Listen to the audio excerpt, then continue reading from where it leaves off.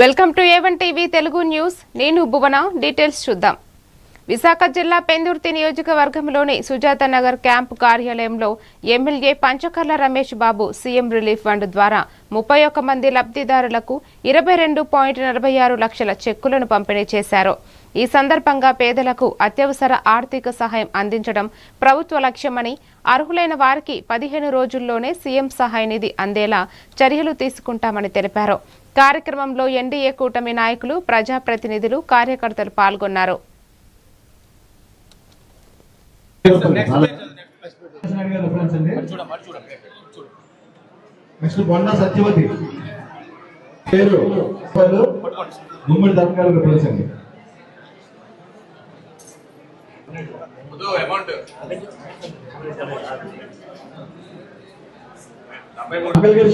ఇది గౌరవ ముఖ్యమంత్రి గారి మానస పుత్రిక.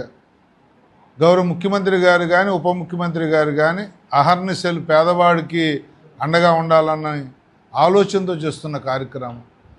దీన్ని సద్వినియోగం చేసుకోండి. చాలా నియోజకవర్గాలతో కంపేర్ చేసుకుంటే మనం మంచి ప్లేస్లో ఉన్నప్పటికీ ఇంకా కూడా ఎవరైనా మిస్ అయితే అండగా నిలబడే కార్యక్రమం. ఈ ప్రభుత్వం ఎప్పుడు పేదవాడి గురించి ఆలోచిస్తుంది అంటానికి ఇదొక్కటే మచ్చుతునక దీన్ని అందరూ వాడుకోవాలని మరోసారి మనవి చేస్తూ, ఈ కార్యక్రమం మీకు మాకు కూడా మనం ఎన్నోసార్లు మాట్లాడుకున్నాం, తృప్తినిచ్చే కార్యక్రమం. పేదవాడికి ₹1,00,000, 2,00,000, 30,000, 40,000 ఆ చెక్కు అందుకుంటున్నప్పుడు వాళ్ళ ఆనందం, ఎంతో కొంత వాళ్ళ బాధల్లో మనం కూడా పాలు.